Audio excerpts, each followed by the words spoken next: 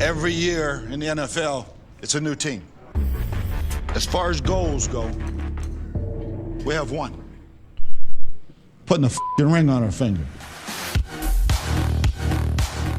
Welcome to the Buccaneers Observer Podcast. This is Ralph Phillips. I'm Molly Bay.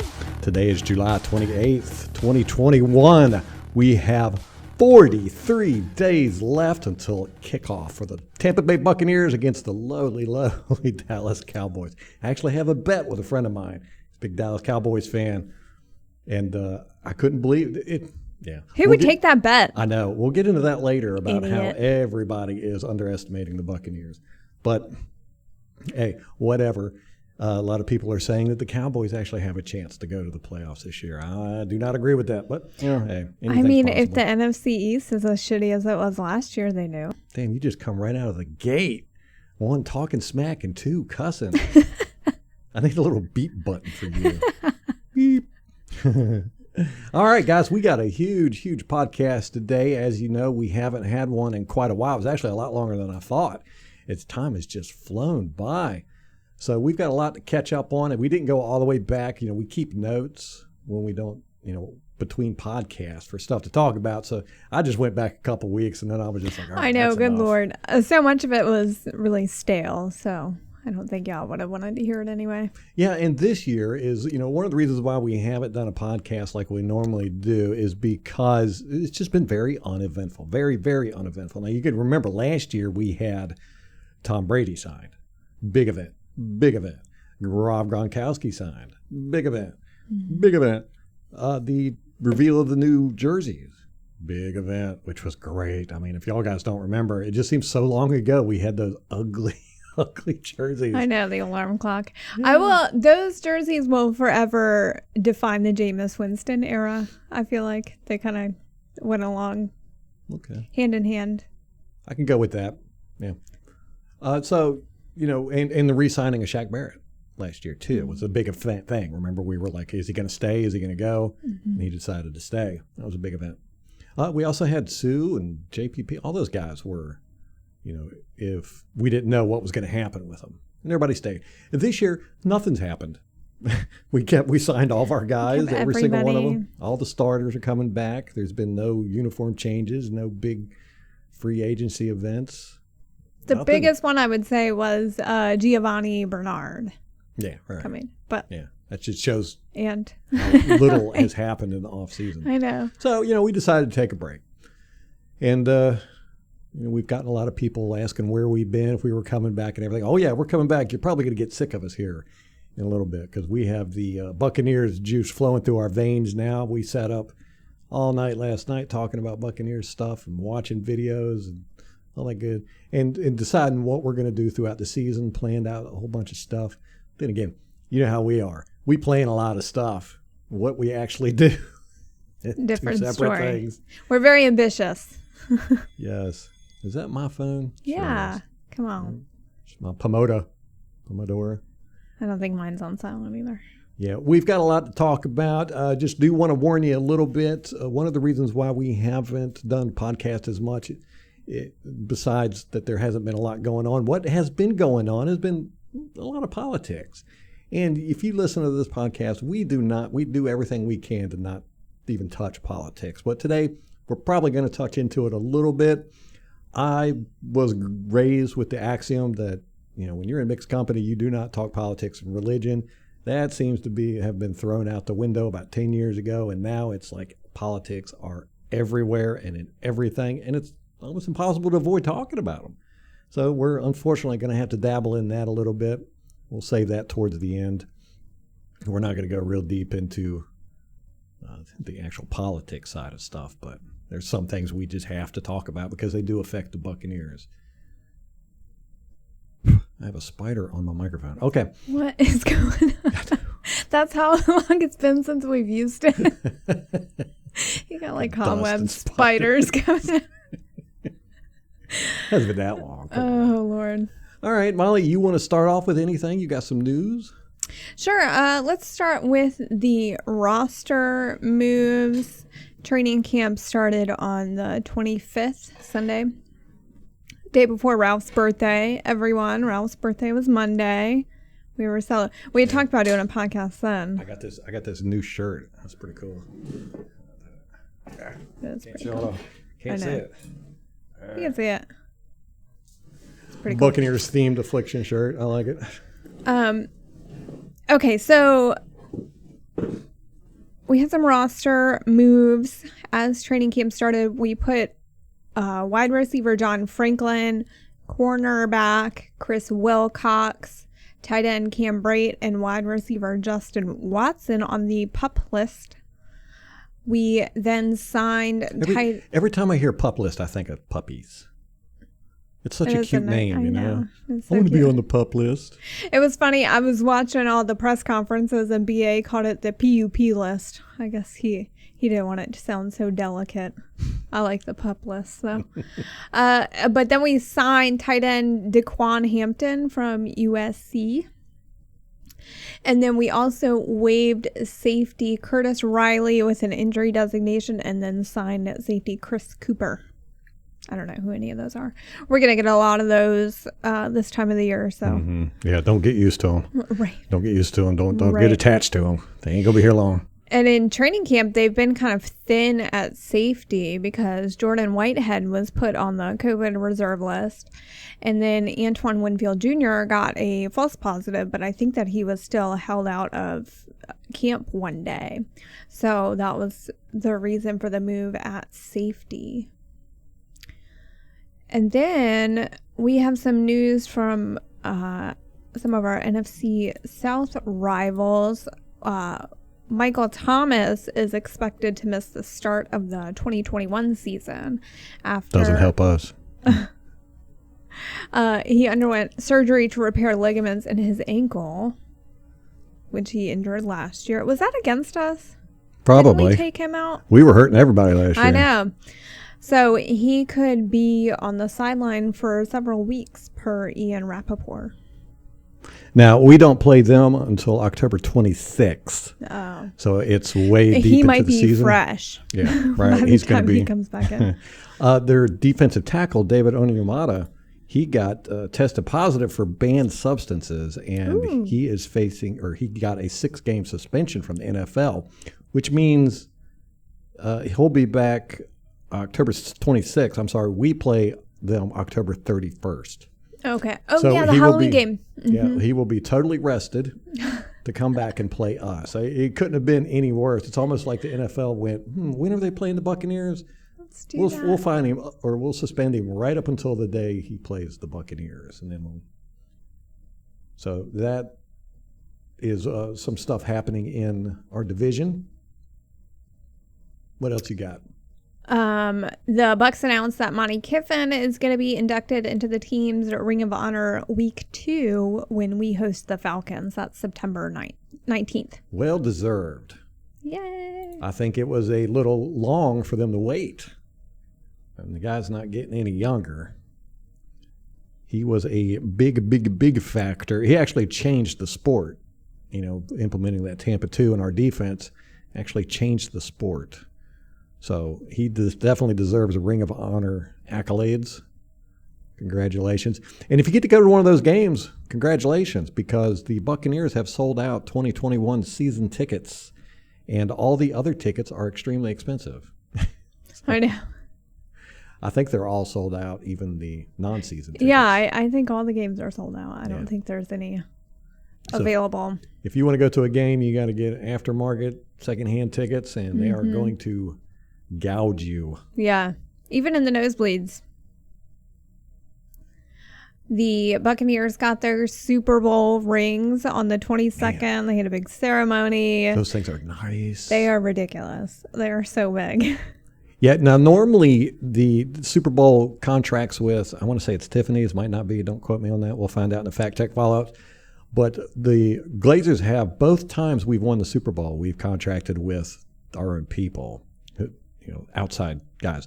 They did this one, and they had them carve Raymond James Stadium inside the ring. It is so cool. The ring actually flips open, and there's Raymond James Stadium inside of the ring. That's to signify, we were the first team to ever play home field advantage. Oh, that's cool. Yes. And it's got 319 diamonds on the ring. Now, that's not the most diamonds any Super Bowl ring has had. I think it's the second, maybe third most. But it signifies our 31-9 win over the Chiefs. Oh, I love it. Yes, it's actually, they're gorgeous rings. They're huge, big rings. I got to get one. I mean, not a real one, of course, but one of the knockoff ones. They'll be selling them on online soon. We do need like a replica. Yes. Yeah, I want to get a replica. I had a replica of the 2003 Super Bowl ring, but I lost it somewhere. It was with my other rings, and now it's gone. I think one of my exes took it. Crazy winning. Yeah. Shelton Quarles, he played with he was a starting linebacker with I've actually got a signed football from him. Can you point to it back there? Is it that? Yes, that one. That is Shelton Quarles. He was a linebacker for the Super Bowl Buccaneers, and he's getting a ring, or he got a ring as a coach. He was a what? With the Bucs? What did he coach? Yeah. Really? Shelton Quarles, yeah. I didn't know that. Yeah, so that's pretty cool. And the Buccaneers also, not just the players and coaches got rings, but the front office people. That's kind of rare. We had quite a few people that worked in the front office that got rings. So I found That's that awesome. neat. Yeah. Yay. I was watching Tom Brady's speech at the ceremony, and he had to make a point. He named every single starter in his speech to thank them and say we couldn't have done it without you. It would suck though if he forgot you, which I will say he did not name his backup quarterbacks, his wingmen. Well, he didn't do anything. Ryan Gray, but they're like his boys. I thought. I don't know. Ryan Griffin was, a wingman. When Tom's all drunk, you would think at least the least he could do is name him in this props for that alone. Now, if you haven't, go check out the In the Current episodes that the Buccaneers have put out. They are fantastic. They're really good. A little dramatic for me. They do a little bit more of the too much of the people stories. Yeah. But there was the talking about Tom Brady's speech before the Super Bowl. I found it fascinating because you can tell these guys weren't just talking. They weren't just saying something that they felt like people wanted to hear, or apparently this was like a life-altering speech to a lot of these guys, and almost all of them said chilling. The speech was chilling. It gave you chills. And they said that Tom Brady had never given a speech to the team before. Really? Yeah. And Devin White had given a speech, and Tom Brady said, "Hey, when you're finished, I want to talk." And everybody was like, when he got up there and spoke, his voice changed, his demeanor changed, everything changed about him, and it was so powerful. They were like, it was, they were like, it was like something you would see in the movies, and that was cool. And this was everybody. The veterans were saying it, the new guys. So but it was not recorded, and we'll never know. Can't even recreate it. Yeah, that's what. Yeah, they were saying. We couldn't even do it justice by trying to explain what he said. Some of them were talking about how the big point of it was, you are going to go down in history today. Your name on the back of your jersey is going to be in history forever. What you do out on this field today, and your kids, your grandkids, everybody is going to know what you do today. And you want it to be a legacy of excellence. And it was just like, what? He brought that up in his speech at the ring ceremony, where he said the front of your jersey, it's the team. The back of the jersey is your other team, your family, which I thought was awesome. Yeah. He's a big family man. So, and those are ideals that Bruce Arians, he really preaches about. And, family is really important to him too. And he tries to impress that upon the team. Yes. Which, hey, it works. I'm a big family guy myself, so I love that message. I think we need more of it in society. Yeah. So the ceremony was cool. They got to go to the White House. That was cool. Tom Brady gave a great speech there. He looked so good at that podium. I'm sitting there thinking, man, if he runs for politics... I don't think he will. I think if anything, he might coach. I think that's as far as he would take it. But you never know. You never know. Never know with these guys. We've got Akeem Spence. This is kind of outside Buccaneers, but if you don't remember Akeem Spence, he was drafted with during the Shiano days. He was a defensive tackle for us, played beside Gerald McCoy. They didn't really do a whole lot with us, but he was a starter. He ended up going to Detroit. He went somewhere else after that, and then now he's with the Patriots. Oh. Yeah, okay. So we might see him when we play the Patriots. What week is that game? It's the same day as Bruce Arians' birthday. I got nothing. I know. I need to have the schedule up. Yeah, it's later in the season, but it's a huge game. It's sold out, and I think the nosebleed sections are going for like $1,300.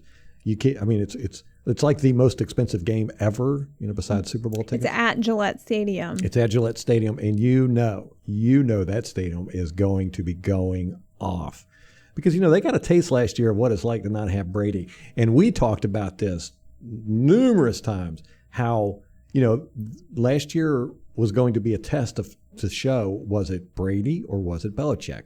I was always of the camp that it was more Belichick than Brady. Me too. And last year proved indefinitely, to me anyhow, that it was Brady. Question. When Belichick got Cam Newton, I was blown away. I was like, does this guy watch film? Like, what is he doing? What is he doing? And as we all saw, it didn't work out too good. And it's not going to work out this good if he starts it. And he re-signed him. That's what's insane to me.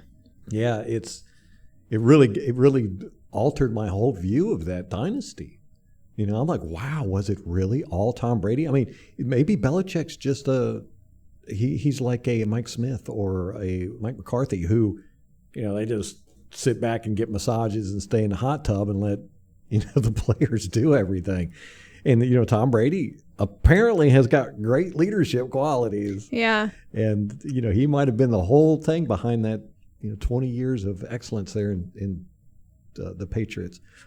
So that's going to be a great game. It's going to have a lot of implications for the NFL going forward. But hopefully we'll be able to see Akeem Spence out there. That'll be interesting. We'll see. Devin White is getting his giddy up move, where he rides the horse. It's going to be in the Madden 22. That's so neat. Oh. Yeah, it's a thing you can do. Hit the his buttons. Touchdown celebration? Yeah, you can make him do that's the giddy hilarious. Up. Now, Madden 22 has got Tom Brady on the cover. First time Buccaneers ever been on the cover. But it's a joint cover. It's with Tom Pat Brady Mahomes, and right? Patrick Mahomes, yes. Stop. Why are they doing this? I do not. They are trying They are make trying him, so hard to make him the next Tom Brady. Yeah. I don't think I've ever seen that before where you have a quarterback that gets absolutely demolished in the Super Bowl and they put him on the cover. I know. 22. I mean, I'm sorry, guys. I really like Patrick Mahomes. I really, really do. I really like him as a person. I like him as a player. I think he's got a lot to learn, but I think he's got a lot of potential there. He has done a lot in his short career, but how many times have we seen this where guys come out, they just dominate and then go and the over league cliff. tries to force it. Mm-hmm. I mean, and you almost wonder if that has a little bit to do with it, where the league is putting too much pressure on them to be the next it person, and they're just not, or they can't handle it. Right. It's just so strange to me that here you go, you've got there's no doubt he's the best that's ever been, Tom Brady. Not just in the NFL, I would say against all sports. Nobody has done what he's done. And then you've got this guy got his butt whooped in the Super Bowl. By Tom Brady. Yeah, and you're like holding him up as equal. And it's like, no. Well, the league has done everything they can to make excuses for that game. Yeah. He didn't have his starting offensive line. Mm-hmm. He was hurt. He was, they've tried to hand him every excuse under the sun. I've got a hair that's tickling my nose. It's driving me crazy. At least I hope it's a hair. I hope it's not a spider. It's a spider.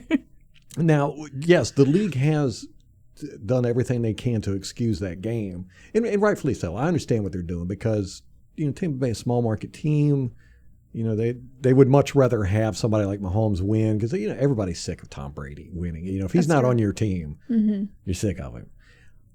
But one thing I haven't seen them talk about, and one of the things that mystified me about that game was the play calling, which is absolute crap on the Kansas City Chiefs side. It was absolute crap. I mean, here it is. They got where they were for a lot of trick plays. I mean, they did a lot of unusual stuff throughout the season. And even against the 49ers in the Super Bowl before where they won, they did a lot of weird plays, just trick plays. They'd have guys lined up in a wing formation and then spin and offset. It was just all kinds of stuff. Didn't do none of that against us. So they played like the vanilla football, and we were expecting, listening to Bruce Arians, he said before the game that, they had studied the film and we were ready for anything they throw at us. And they didn't really throw a whole lot at us. Remember, Andy Reid's son got involved in that fatal car accident. Was it fatal? Did the little girl die? She was critically injured. Critically injured. Yeah. I'm not sure if she died or not. But, right. He was drunk driving, or at least buzzed driving. He was definitely had been drinking and got in an accident. This happened like 2 days before the Super Bowl, right? Mm-hmm. I mean, it was very soon. That week. I want to say it was like Tuesday, Wednesday. Mm-hmm. And Andy Reid had a son kill himself years ago during the season. And so, I don't know if his head was in the right space. But from the play calling, I would say no. Yeah. But nobody talks about that as a factor with the Chiefs' poor play during the Super Bowl. Now, me, I'm biased. I'm going to say, we just whooped their butt. But that might have been a huge factor. And nobody talks about it. I agree. And yeah, they've just kind of glossed over that whole thing. I think his son is facing charges for that. Yes. And, there's that uncertainty with, the accident happens. You don't know if he's going to get charged or arrested. And then you don't know what's going to happen to that little girl that's been injured. Right. And so that's a lot of stress, uncertainty in that week. And yeah, I just think as a parent, there's no way that you can focus. Yes, I wouldn't be able to. No. I mean, it's just. And he was a tight ends coach, so he was part of the team. Everybody knew him. I mean, that's a huge deal. And, you also kind of have to wonder, how did that affect Travis Kelce during the game? Yeah, because Travis Kelce gave up. Position coach. Yeah. I mean, I pointed it out in the All-22 film. There was quite a few plays where Travis Kelce sat down on the field and just sat there with his head down on the field. Between plays, he was done. Yeah. There was he definitely was saw tired that of getting his butt City. whooped from Levante. He was not just Levante, but a lot of the guys were just beating him up. We were beating a mess out of those receivers. Now, let's go from Andy Reid to another favorite coach of ours, Lovie Smith. This blows me away. Lovie Smith, his son was arrested for human trafficking, sex trafficking, while he was at the Illinois State? Gosh. I don't know. University of Illinois, the Fighting Alumni. And that story just kind of got a little bit of attention and then nothing, but he's in jail and he's probably going to go to prison. Is he? Yeah. Wow. So, that's kind of a big thing. He was on our coaching staff, Lovie Smith's son. He was our safeties coach, I think it was, or secondary coach. And he was on the coaching staff with Lovie at Illinois. Well, he's got 3 sons, 2 or 3 sons. So are you sure it's that same one? No. Okay. It might have been a different one. Fact check, follow that one up. Okay. But anyhow, Lovie Smith is no longer the coach at the University of Illinois, and it's because he was horrible there. He was the coach there from 2014 to 2020. At the Bucs. Yes, at the Bucs, he was absolutely some of the worst football coaching. And we saw that coming a mile away. But yeah, as soon as he was hired, he blew up our offensive line. Got rid of every single starter we had. You're like, how do you do that? Yeah, and we dealt with that until here recently. We've just now gotten that fixed. And y'all can thank the Bucs media for that, because they were the ones pounding the drum to get Schiano fired and bring Lovie in. That strictly came from Buccaneers media. So, yes. And the Lovie Smith is now he is now the coach he's a defensive coordinator for the Houston Texans. Now, you want to talk about a team that is a dumpster fire right now. It's the Texans. Add Lovie Smith in as the defensive coordinator. Oof. I just can't imagine what they were thinking. They were like, hey, you know what would make things way worse than what they already are? Let's bring in Lovie Smith. Let's just put a cap on this dumpster fire. Let's just drop a nuke on it. So. And you look at what he did here at the Buccaneers. It was just horrible. It was bad. We had one of the worst seasons we ever had. That in turn gave us the first draft pick, which in turn gave us Jameis Winston, which in turn gave us many years of inconsistency. Yeah, heartache. Let's call it that. And entertainment. There's no doubt about that. But it wasn't the winning kind of entertainment.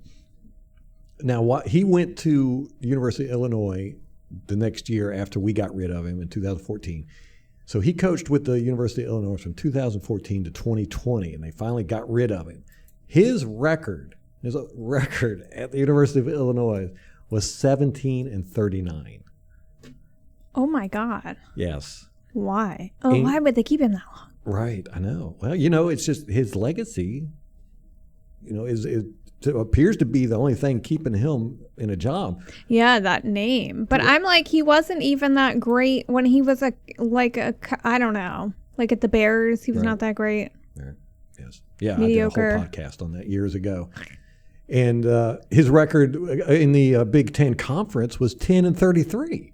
I mean, it just really, really bad. So I don't know what's going on in Houston, but it's going to be fun watching them on fire this year. Hey, we play them in the preseason. That's the third game. Ooh. So we'll get a little taste of that. Yeah. What are they going to do with Deshaun Watson? Like, I've seen he's at camp. They have put him up. They've said they're open for trade, but they're wanting 2 or 3 first-round picks. Yeah, that ship has sailed, buddy. There ain't no way.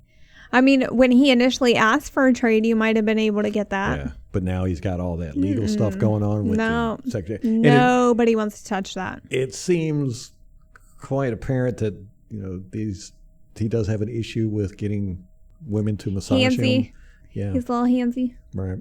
So that's going to go with him wherever he goes, and plus his contract had a no trade clause in it.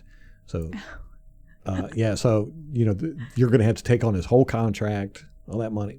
I don't know. I don't know.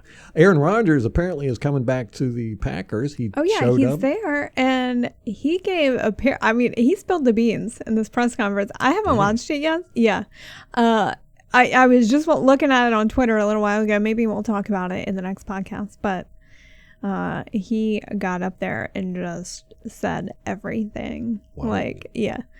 And I want to watch it. I think Tom Pelissero put out a tweet where he had transcribed the whole thing, but I just want to watch it because I think you get a lot more that way. Yeah. And I revel in Aaron Rodgers being a pissy bitch. So I want to watch it. You do. I hate him so much. Is he your most hated quarterback? Probably currently, yeah. Mm-hmm. Currently, now that Drew Brees is out. Yeah, and it would have been Cam Newton, but he's not in the division anymore, and he sucks. Yeah. So it's Speaking of the Panthers signed their offensive tackle Taylor Moton to a huge contract, 4 years, $72 million with $43 guaranteed. Well, their offensive line is a mess. So is he the best player on that line? They probably had no choice but to give him all that. Yeah. They're going to be a dumpster fire this year. Yeah. Them in Atlanta. Yep. So the NFL is going through this weird thing where they're kind of wanting to ignore the Buccaneers.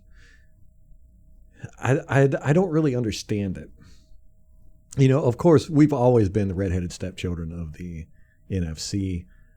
I think the Browns get more favorable media attention than we do. Mm-hmm. So I would actually go as far as to say we are the redheaded stepchildren of the NFL.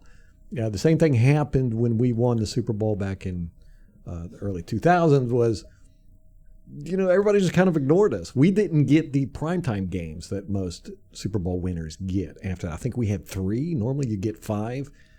This year we're getting 5 or 6, which is normal.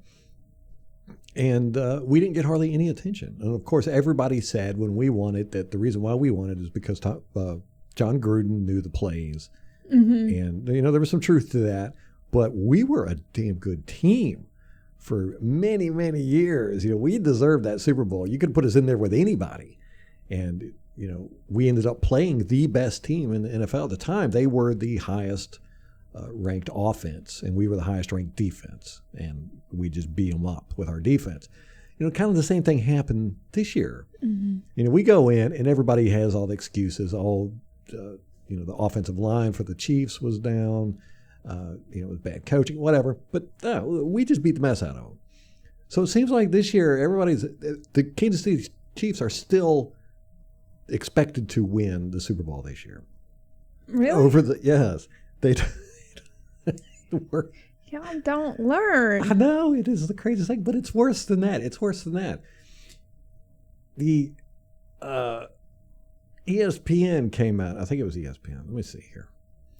Now, I watched ESPN and the NFL channel for the first time. We went down to Molly's dad's and stayed, and he had DirecTV, and I haven't watched the ESPN or the NFL channel in years, almost a decade.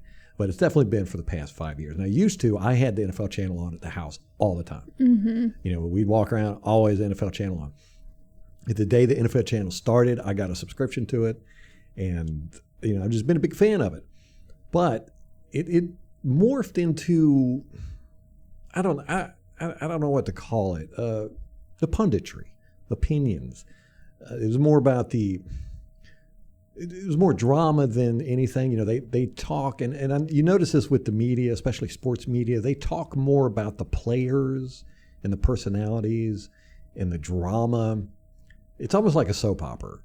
Whereas me, I like the analysis. I like, show me game film, break it down. Let's talk about different types of offenses against different types of defenses. What works here, what play there. And, like with Ron Jaworski and Hodge, what's his name? Merrill Hodge. I love the guy. I can't remember his name. They had a show that turned me on to analyzing all 22 tape. And I loved it. I mean, there was no politics. There was no opinion. It was just like, here's this, break it down. And they just broke down all 22 tape. It was a half-hour show, and I think it was on ESPN. Can't remember. I think it bounced around a couple of networks, but then it slowly went away. And now there's none of that. There's nothing of that. Anyhow, I watched the ESPN and NFL channel for the first time in forever. And I was just blown away at how bad this stuff has gotten. The NFL Network actually sat there and started timing it. They would do 2.5 minute segments, 2.5 minute segments, and then 3-4 minute commercials segments. And they were saying absolutely nothing. There was just opinions about this player, this team, that team. There was no analysis whatsoever. Now, the media, they focus on the players and personalities and drama stories and all that good stuff. And then on the football side of it, they focus on statistics. And me, I could care less about either one of those. They're tools. Statistics are tools, but it's not going to tell you all the whole game. That's for sure. I mean, you can't take statistics and tell who's going to win a game. You can't. I've tried. Doesn't work. It doesn't work. Nobody can do it. And there's all kinds of stuff involved with statistics. You look at like sack numbers, and people say, "Oh, this guy was such a great player because he had these many sacks." But sacks don't tell the whole story, because a sack that you get week 14 when your team is out of the playoffs, and you get a sack in the fourth quarter when your team is down 31-0 and the game's almost over, does not mean as much as a sack that you get on a third down when your team's behind 3 and you're getting ready to give your offense the football with 1.5 minutes left.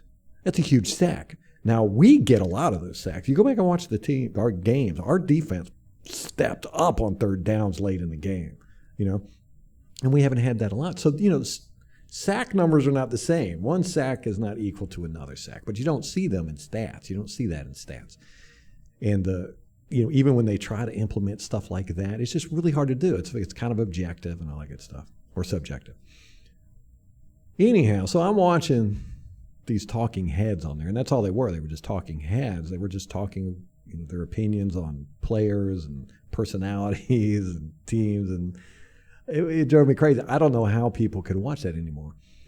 So that ties into ESPN had the top pass rushers. They had an article with the top pass rushers. They took 50. I want to make sure it was ESPN. Okay, I'm pretty sure it was ESPN. Yes, it was ESPN because the article was behind a paywall. They took 50 experts, coaches and analysts, analysts, and asked them who the top pass rushers were coming up in the 2021 season. The list was, I've got it all confused. NFL did the same thing, NFL.com, and CBS Sports did the same thing. They got the top pass rushers. Here's the top pass rushers: Aaron Donald, Myles Garrett. This is in order. T.J. Watt. Those were the top three.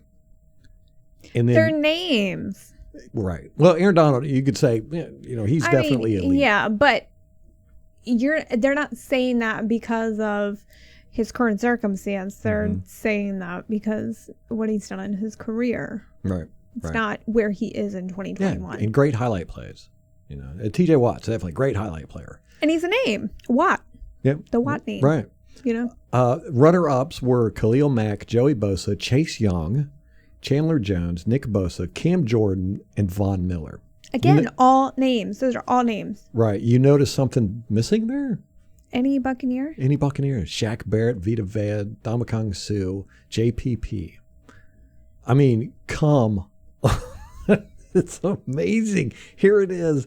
Our defense just made Patrick Mahomes run for 500 yards in the Super Bowl and embarrassed him. Had, just an outstanding thing. Not mentioned as top pass rushers. They retired Drew Brees. We retired Drew Brees. We beat Aaron Rodgers. Stop it. And the Madden NFL 22, they came out with a top list. Now, these are their guys that they have ranked in the game. Myles Garrett is at a 98. Khalil Mack, 96. T.J. Watt, 94. Chandler Jones, 94. J.J. Watt, 94. Cameron Jordan, 93. Von Miller, 93. Joey Bosa, 92. Nick Bosa, 90. Zadarius Smith, 89. Again, notice anybody missing from that list? A Buccaneer. CBS Sports is the only one that had a Buccaneer listed, and they had Shaq Barrett listed at number 5. That's definitely good. Even the Pewter Report, our own media, had Shaq Barrett listed anywhere between 8 and 12. They said that's fine. I think they had him listed around 11. What? JPP nowhere to be found on any of the lists. Mm-hmm. That is a shame right there. A shame. Now, that makes you think, what are these guys doing? Do these guys watch tape? No. Now, I haven't watched Myles Garrett on tape. It's on my list of things to do because everybody talks about him so much. I want to watch him and see him. But you cannot watch Shaq Barrett and JPP out there and go, these guys are not elite. You can't do it, especially Shaq Barrett. I mean, the guy has got a repertoire of moves better than anybody in the league. I will say that definitively. There's nobody in the league that has the amount of moves that Shaq Barrett. He can come at you doing anything. Now, most of these guys have, very small skill set, but they're very good at it. Shaq Barrett and JPP both, they go back into coverage. I mean, they're not just pure pass rushers. They're run protectors. They're batting balls down. They're batting balls. How many interceptions did JPP have? Like 2 or 3. Yeah. In crucial times in the game. Yeah. And didn't he had a pick 6, right? I don't remember. Close to it, anyhow. So not only are these guys elite at what they, at being pass rushers, but they're good at everything else too. Mm-hmm. I mean, that's got to be a factor, right? You would think. You would think. But again, everybody is wanting to ignore the Buccaneers. You know, again, I think it's, you know, they go, oh, well, you know, they won because Tom Brady, you know, or, you know, because of the offensive line, you know, the excuses and everything. No, we are the good team. We are the best team.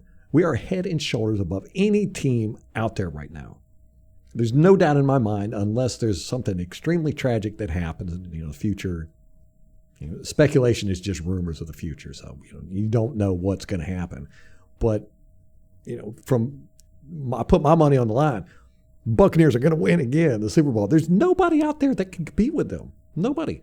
And when I was watching the Super Bowl, if you listen to the podcast, I almost got to tears because I was watching. I noticed that throughout the playoffs, that I watched the best team that, in my opinion, is the best team that has ever been on an NFL football field. And I've watched a lot of good teams, but you know, we were just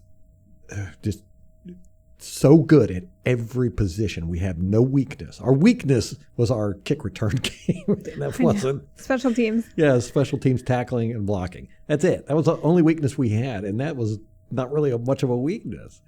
Okay, can you address, because we get this every time you say this, we get this comment, the Patriots team that won 16-0. Mm-hmm. Can you address that very quickly? Why they're not the best team that you've ever seen? Well, one, they didn't go through the gauntlet that we went through. We, you know, of course, we had COVID to deal with, and we had so many new players on our offense that they weren't able to gel, including the quarterback. Right, including he was learning a completely new system, a completely new style of play. He changed his stance. So the first part of the season, that was like training camp for us. Mm-hmm. You know, we didn't have preseason games, so you know those were our preseason games, and we just started getting better and better and better and better. And by the time we reached the playoffs, we went through, and this has never happened that I know of, the most elite competition that any playoff team has ever had to do, and we did it on all were road games. You know, the Redskins, you know, they played us tough, but we beat them. But then we played the Saints at the Saints. Now the Saints were a damn good team, you know, and I mean they could have easily been in the Super Bowl, and we beat them. We went to the Packers. You in know, the snow. 13-3 it's for the cold. second time in a row. Right. Yeah, in cold weather at Lambeau Field and beat them decisively. And then we go to the Super Bowl and played, you know, we were the underdogs, and, you know, everybody thought that the Chiefs were going to win, and we beat the mess out of them on both sides of the ball. I've never seen anything like that we had, 8 games straight we won coming off the bye against good competition. And when we got into playoffs, we played the best team. It wasn't like we were playing chumps. We were playing the best teams in the league, and we beat them. You know, it wasn't because it wasn't like we had a weak defense and we beat them with high-powered offense, or we had a strong defense and just kind of, you know, help. Our offense was, you know, doing ball management. You know, no, we beat you by throwing the ball down the field with our elite wide receivers, our elite tight ends, our elite running backs. We ran you over.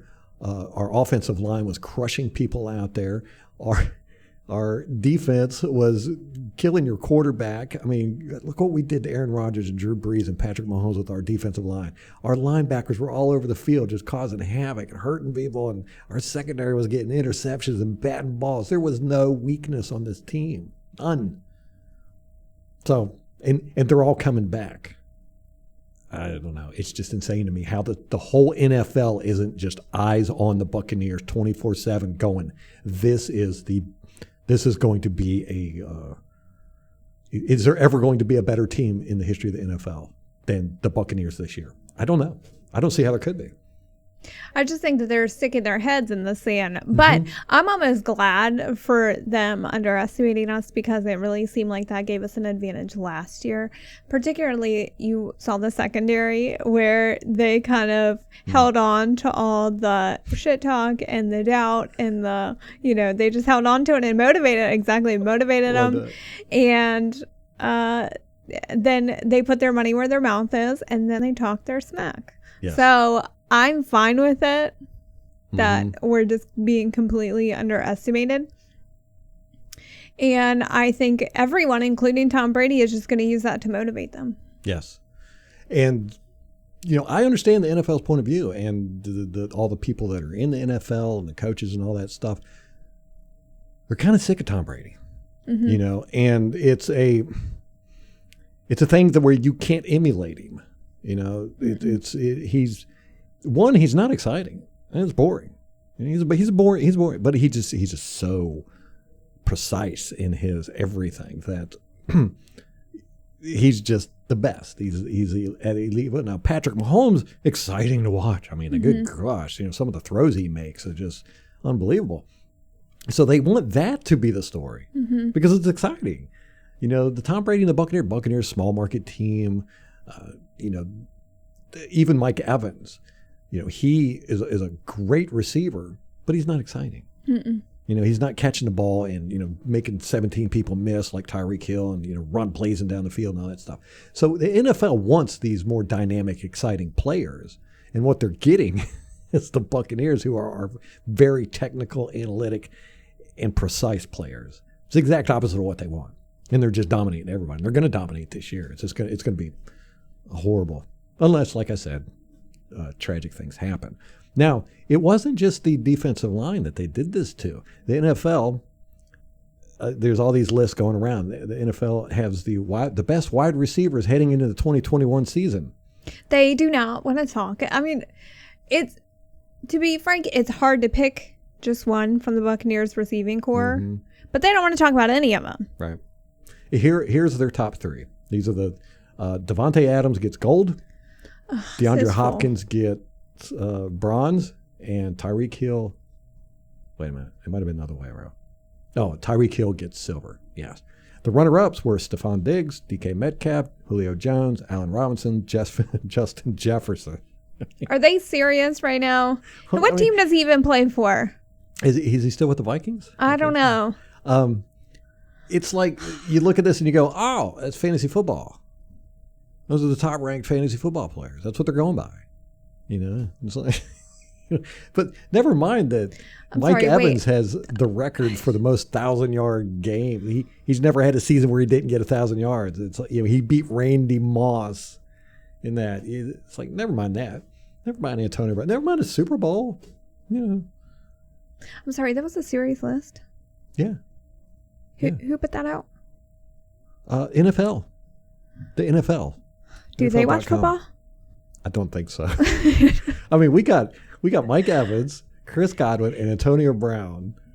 Not to mention Scotty Miller and all those guys. I mean, they're great, but Evans, what the hell Godwin, are they and basing Brown that are on? elite level receivers. If you use stats, Mike Evans is up there. So what the hell are they using? Fantasy football points is the only thing I can go up with. It's got to be a fantasy list. They do not want to give the Buccaneers any recognition, none. But they're, it's gonna be to their detriment this coming year. I'm telling you guys, man, we're gonna blow through everybody. It's going to be a domination. 20-0 is not unexpected or not out of the question. I don't think we're going to go have an undefeated season, but I don't see anybody. The Rams are the only team I look at and I go, that's going to be a tough one. I mean, any given Sunday, things happen during games. It could be some people are misfiring, some people aren't on the same page. I think that's the only way that we get beat is that we beat ourselves. Yes. There's no one that's even close, and we're just stacked at every position. And we've upgraded our special teams. That seems to be their focus this off season is special teams, and that was our weekness. So, which that's a weakness. Is it's not like our guys are out there laying down on the ground. They just weren't elite, like the rest of our team. Yeah. So if you got any extra money, just go ahead and put it down on the Buccaneers winning the Super Bowl because. I said I wasn't going to do that anymore after the Tennessee game a couple of years ago. And I told everybody, I was like, we're going to beat them. And they trounced us. But I don't know. It's just kind of very strange to me at how the Buccaneers are being treated. But for a small market team, we don't bring a lot of money into the NFL. Now, let's get to something that could hamper our winning is unvaccinated players. The NFL here, like I said, the politics ruins everything. You know, you want to end a fun party, start talking politics or religion. You're gonna have. I mean, politics is ripping families apart now, and it has been for the past few years. You know, politics are getting into everything, and I just hate it. But it is so annoying. That's why we haven't been too active on Twitter, because it's just everywhere. Yeah, you get tired of it. Get away from it. I don't want politics in my entertainment. I'm sorry, just don't. I watch football to escape all this nonsense. Right. Yeah, it's like going to drink tea and it turns out to be lemonade. You're just like, oh God, you know, that's how I feel. You know, it's like, hey, let's check out what's going on with the Buccaneers. Oh, this person's mad about what the president said. Yeah, you know, this person's preaching. This person is finger wagging. Yeah, it's So we've got this NFL protocol came out for, you know, the COVID stuff, and it's very strange. It's I don't know.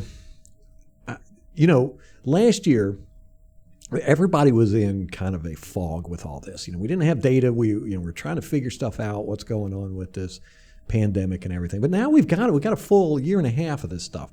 Not a single player got COVID and was hospitalized or died.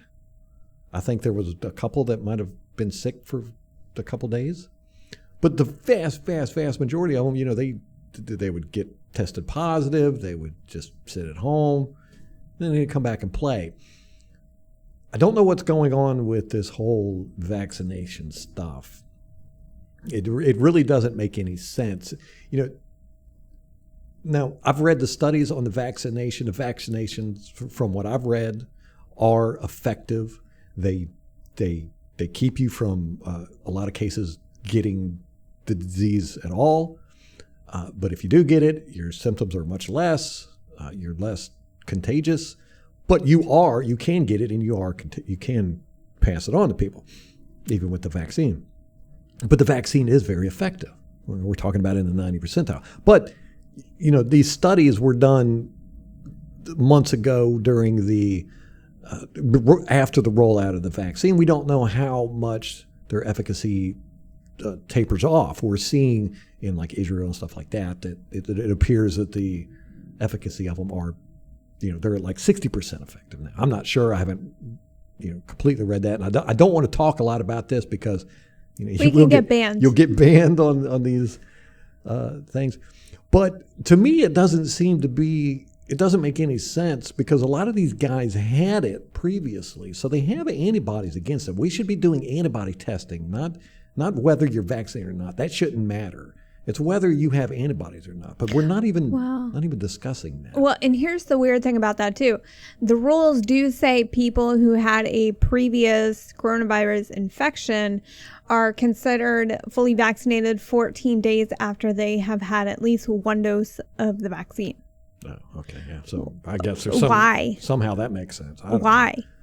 Yeah, so the NFL is going to fine players who are unvaccinated if they break any of the protocols. $14,000 to start off with. It's going to go up to $50,000. You can get multiple infractions and up to $50,000, and then they're going to suspend you after that, I assume. Now, violations include, check this out. This is for unvaccinated players. Violations include attending an indoor music event,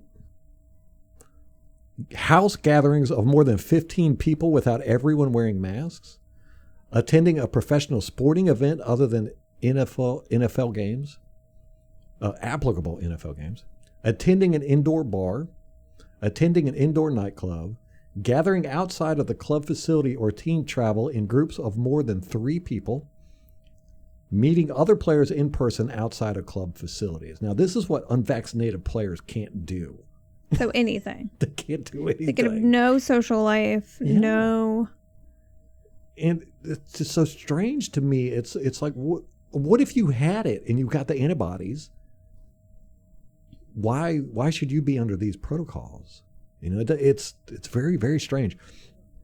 And the vaccinated people can still get COVID and they can still transmit it, but they're not going to be held accountable. No. Vaccinated people will be held accountable and fined. Well, not just that. If a game is canceled because of a outbreak among unvaccinated players and it can't be rescheduled, then the team experiencing the outbreak forfeits the game and they are credited with the loss and the other team credited with the win. They may also be responsible for the financial losses. The team will be. Right. So this is per the NFL memo. I almost said menu. Quote, if a club cannot play due to a COVID spike in vaccinated individuals, we will attempt to minimize the competitive and economic burden on both participating teams. So if it's an outbreak among vaccinated or unvaccinated players, the team is going to be penalized financially. But if it's a spike in vaccinated individuals, the team won't be. Yeah, that's so it's very really strange to me. I know man. they're putting all of the onus on the unvaccinated. Yeah, yeah. It seems to me that it's not so much as putting a kibosh on the illness as much as it is pushing this. Follow the rules or this Conform. Yeah. It's very strange. It's almost like they're going to shame you. Well, yeah, we'll get to that here in a second. But this is the reason why I'm bringing this up and saying that this might be a problem with the Buccaneers. That now the vaccinated can still get the COVID and spread it, but only that unvaccinated will be held accountable. Yet masks are required for unvaccinated but not vaccinated. You can still spread it if you're vaccinated. If you get and it. Is the point to mitigate the spread, or is the point to punish the unvaccinated players? Right, that's what I'm seeing. And plenty of vaccinated players are testing positive. Coaches, it's happening now as we speak. The vaccinated will not be tested daily. They won't have any social distancing restrictions, and they won't have to wear a mask. Now, the unvaccinated have to be tested daily. Vaccinated only tested every 2 weeks. Unvaccinated players won't be able to congregate with other players outside of the practice field or weight room and won't be allowed to gather outside team facilities or team hotels during travel. And the NFL said it will fine anyone who doesn't follow the new rules $50,000. Now, it's worse for the coaches. The coaches can't have any contact with any player if they're not vaccinated. They can't be in the same room. They can't have on the field. Well, unless they have a religious or medical exemption. Exactly. So you're like, is the point to stop the spread, or is it to force vaccinations on people? And the vaccinated can come back after 2 days of testing positive, whereas unvaccinated have to wait at least 14 days. No, they wait 10 days. 10 days. The vaccinated, they do have to get, if they're asymptomatic, they test positive, but they're asymptomatic, they can come back after 2 negative tests, 24 hours apart. Right. So 2 days, of negative tests, then they can come back. The non-vaccinated with approved religious or medical exemptions are treated better than those who are not vaccinated, but they still have limitations on their freedom there. All game day personnel will be required to be fully, this one fascinates me. All game day personnel will be required to be fully vaccinated except members of a labor union and approved religious or medical exemptions. What? That makes no sense. Nonsense. If you're a member of a labor union, what does that have to do with passing COVID on or not? The virus checks your union card enrollment and dues. Make sure you're current. Yes. Before it infects you. The NFL is making players wear visually identified gear to show whether they are vaccinated or unvaccinated while they are inside the facility. Now, they don't do it when they're outside the facility because they don't want the press to know who is vaccinated and who is unvaccinated. But while they're inside, they have to wear bands, lanyards, something that shows they're unvaccinated. I mean, I'm sorry, but that's just completely scarlet letter stuff, And That was actually an issue this week. I did get to the bottom of this, Ralph. So Pro Football Talk had apparently reported that BA had insinuated that players should be fined if they're not adhering to the wristbands or wearing the wristbands. Yes. So Pro Football Talk reported that. And then BA came out into, it was Tuesday's press conference, he came out and was like cussing them out, basically. The media? Said, yeah. Well, he didn't call Mike Florio out in particular, but it was clear to everyone who he meant. But it was profanity laden, and he said basically, get your facts straight before you report shit. Yeah. Well, good luck with that. Yeah, right. I know. That's asking a lot, guys. Yeah, so it's a very, very strange thing going on. I've seen it all throughout the pandemic. We're dividing people up. Immediately they talked about essential workers.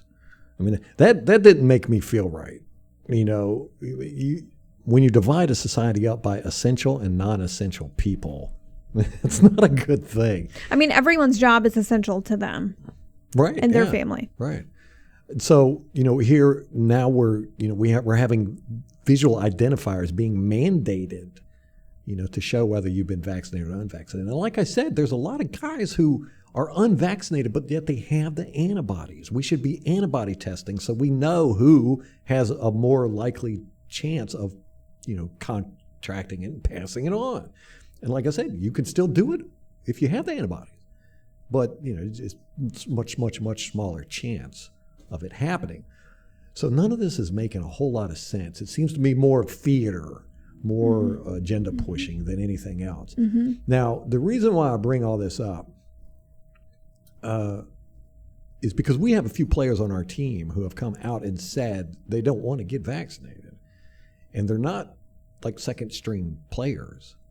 Do you have the list of guys that have come out and said? Well, Leonard Fournette had tweeted and he said, vaccine, I can't do it. And then he deleted it. That was the only one that I saw. I know they got Mike Edwards up on the podium yesterday or 2 days ago and asked him, his yellow wristband was visible. You don't have to wear it on the practice field, but his was on. So they could kind of see, and he's wearing the mask, so it's pretty obvious that he's not. And they asked him about it, and he didn't want to comment on it. I don't blame him. Antoine Winfield Jr. just had a false positive. So he was tested. I don't know why. Was it because he was near Whitehead? I don't know. Whitehead, it seems like, probably wasn't.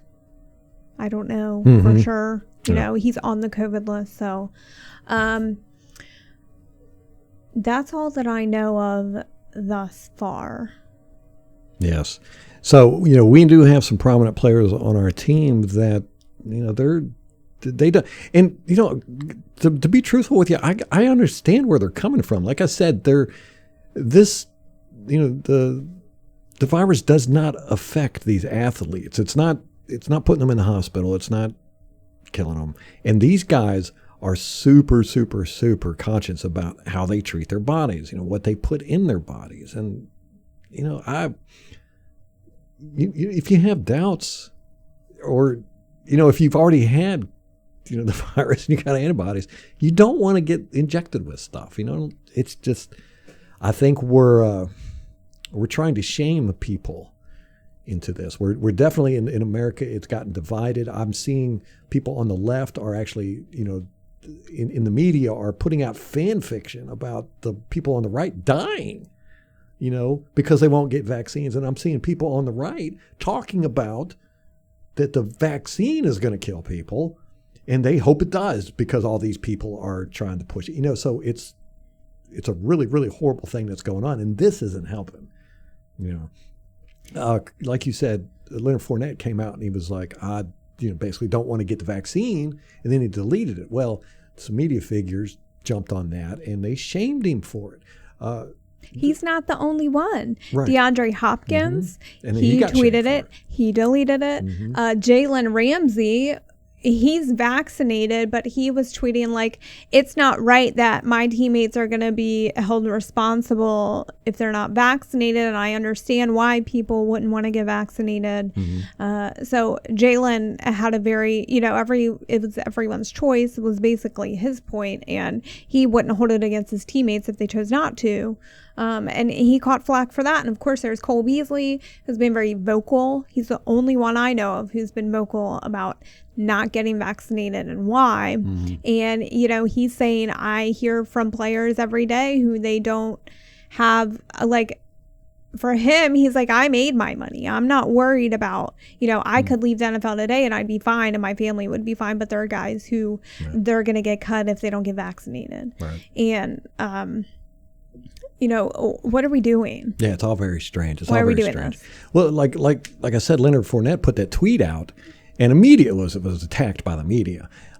Thomas Bassinger, who's a complete idiot, he works for the Tampa Bay Times. He's one of their sports reporters. Is he still there? Wasn't he supposed to go back to Philly? Yeah, he hasn't. He's still listed on there as. Does he need help with moving expenses? We can start a GoFundMe, maybe. He's listed as their newsletter editor. But he hasn't put out any articles since February last year. He has worked with Pro Football Outsiders. Okay. With doing their statistics almanac. Because he loves the numbers. Guy. Yeah, he's a complete nerd moron. So Fournette said, "Vaccine, I can't do it." ... Bassinger responded to him and said, "You know how Fournette's safe? Because he can't catch anything." I swear to God, I wanted to crawl through my monitor and just let him say that to Leonard Fournette's face at $1, please. We know that's not going to happen. He's a keyboard warrior. Yes, very much so. And he, he's a big stats guy. And then he went on to explain how I even with my talking crap, it's backed up by stats because. The Buccaneers were the most dropped passes by running, blah, blah, blah. But, and again, it doesn't say how many times, what's the percentage? We threw to our running backs. Did we throw it more than most teams? Blah, blah, blah. Leonard Fournette was called Playoff Lenny for a reason. He's one of the main reasons why we got to the Super Bowl and won it. So screw you, buddy. I don't care if he dropped 99 passes throughout the season. We got to the playoffs. He showed up. Now, the guy used to be with the Tampa Bay Times. I don't know where he's at now. I don't know if he's still there. He's still listed there. But where was his prediction about the Bucs winning the Super Bowl? This guy, he's all Mr. He's always got these stats and predictions and stuff. But you know who he predicted to win the Super Bowl? In 2019, he predicted at the Super Bowl that it would be the Browns and the Giants, led by MVP Baker Mayfield. Ooh. Yeah. That's a hot take. Yeah. Now, he predicted at the beginning of last year that it would be the Dallas Cowboys over the Colts. So, if you want to listen to what this guy has to say, that's on you, buddy. But it is. It's a shaming. It's a very, very strange thing. I don't like it. Well, and remember, you got blocked by Rick Stroud. Got us blocked. Right, because he was whining that the press should still be given access to the players because vaccinations. Right, but they're not this year. It's not fair that they were all whining about this. What they really wanted was and said that the NFL was using that as a power play. Right. It wasn't about safety; it was about power. And I was like, "What? You did not just say that." And so, I kind of called him out on that, and he blocked me. But what they want is the opportunity for a public inquisition where they get to grill these players on their vaccination status and shame them accordingly. Right. So we saw them do that to Christian McCaffrey. He didn't want to answer. Josh Allen, I think it was the same thing. They did it just yesterday to Mike Edwards. And so it's not, if their access was to improve their reporting on the game, I would agree with that assessment. But it seems like all they are interested in is reinforcing these authoritarian policies and using their platform, their microphone, and their camera that they get to shove in these players' faces. And the players, by the way, don't have a choice. Right. They have to get up there. Mm-hmm. They're required to make these appearances and ask these invasive questions. Mm-hmm. Yes, for the sole purpose of being, are you somebody I'm going to shame, or are you somebody I'm going to applaud? Mm-hmm. And, it's just kind of stomach It's icky. churning. It's gross. Yeah. I don't want to see it. I don't want to be involved with it. I don't want to experience it, really. It's dividing. It's mean. It's nasty. And, like I said, if we're serious about this, we have to look at the facts. The virus has, the cases are way down, the deaths are way down. I mean, it's more people are dying from the vaccine than they apparently. I don't know. That's just. But if we're dead serious about this, it's antibodies that matter. It's not nothing else. Nothing else matters. Are you able to fight this disease or not?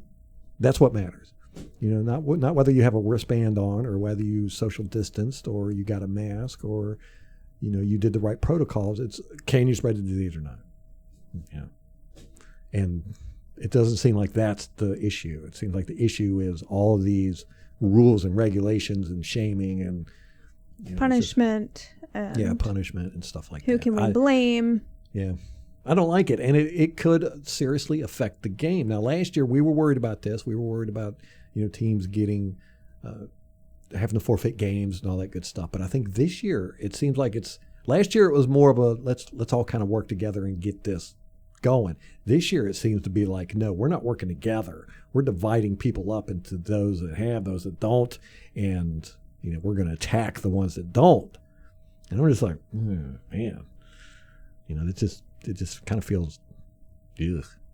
And no, we should also mention, these guys work their entire lives to get this opportunity. This is the only opportunity. Like, there is no other NFL. Right. You and we work at a job. I work at a company where my skills are applicable to many different other companies. Like, if I lost my job, I could find another one somewhere else that's going to pay me equal, and I'm going to do the same job. There is no other NFL. Right. This is it. Right. There's no, you get kicked out of the NFL, you might go to the CFL, you might go to, any of these other leagues.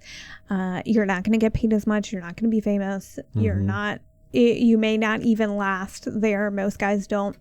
Mm-hmm. And it seems like these protocols are a way to gatekeep and coerce people into making decisions that they may not want to make. Yes. Yeah. The vaccine is effective. According to the studies I've read, you're looking at 90-some% efficacy rates. Even with just one shot, you're looking at 85% effective rates. But we don't know for how long. Right now we're at, 6 months of vaccinations, and the studies were done 3 months ago. So, it was 3 months after are they going to lose efficacy? All this good stuff. We just don't know. We don't know. And forcing it on people seems, I don't know, it seems political for one. And it seems it's just way too coercive for it to be with good intent, I guess is the word. So we'll see how it plays out. And I would really, really hate to see some players on our team drop out of football. DeAndre Hopkins was talking about not playing because of this. Or, us having to forfeit games because of something silly. Or, to me, that's the only thing that could hurt our team this year. And so it worries me that, it could happen. We got some big players on our team that aren't fully on board with all this stuff. So hopefully things will work out. We've been on this. It's an hour and 15 minutes. We've gone over time. I still have stuff I want to talk about, but we'll say that for the next podcast. How about that? Can we just touch on training camp really quick? Oh, we didn't? Thus far? No, we didn't at all. What do you got? Yeah, can you Nothing. do it in like 5 minutes? Yeah. Okay. So it started on the 25th. Fans will be there through August 1st. And then I think training camp's going to last until the 18th of August.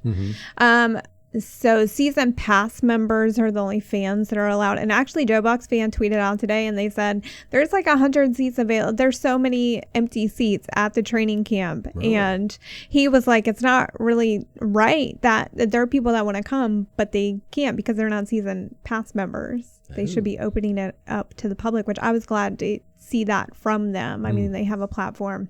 It was a good use of the platform to advocate for fans who can't advocate for themselves. So I was happy to see them tweet that. Just a few other notes. They were running the two fields like usual. Many of you probably know it's hot as hell down there. So it's a lot of the players, BA said the first couple of games that had the last like half hour of camp he was not happy with because players were just not tolerating the heat well. And he said, that's on the players who didn't train here because the ones that did are used to this. So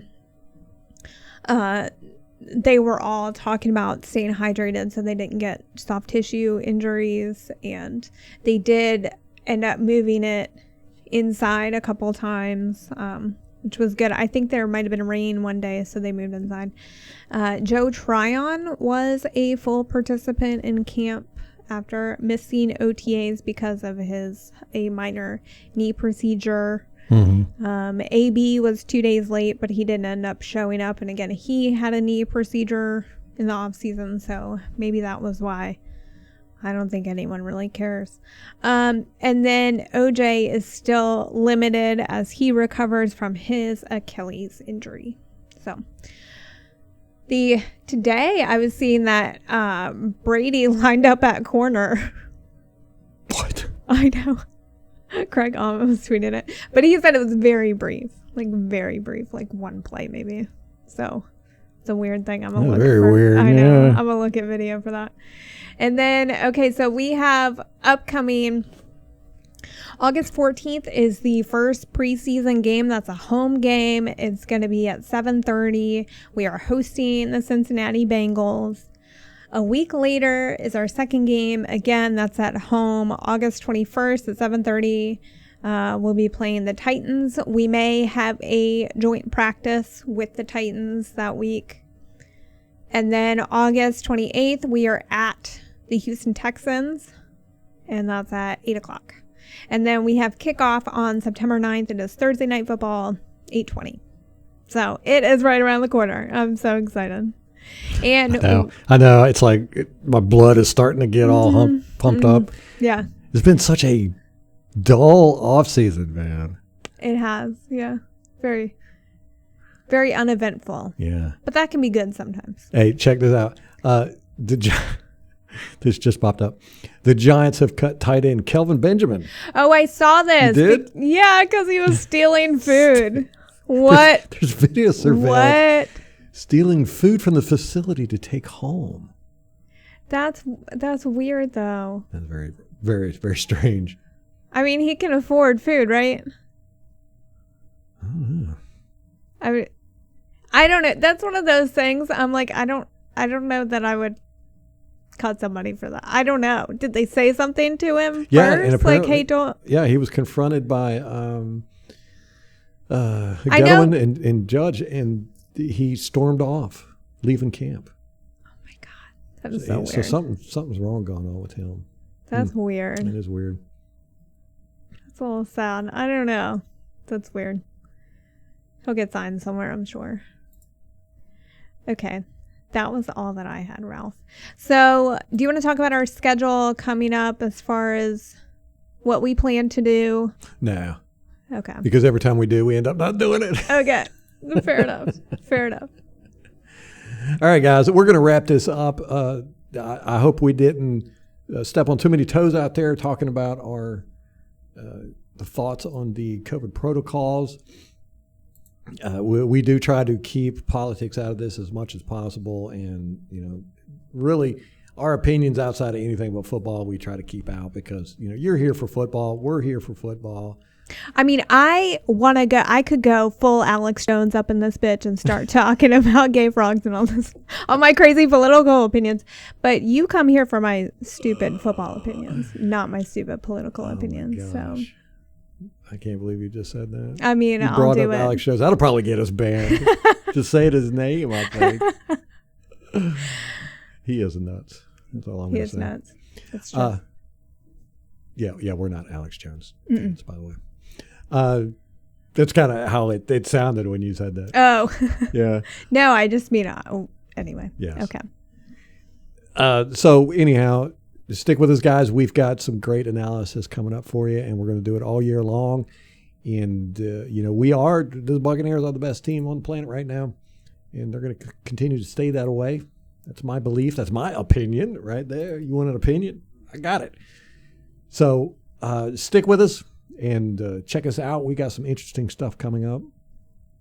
And you got anything else you want to say, Molly? I think we should be back more regularly going forward. Yeah, I think they're going to be sick of us after a while. We'll see. Yep. Okay, guys. Till next time. Go Bucks.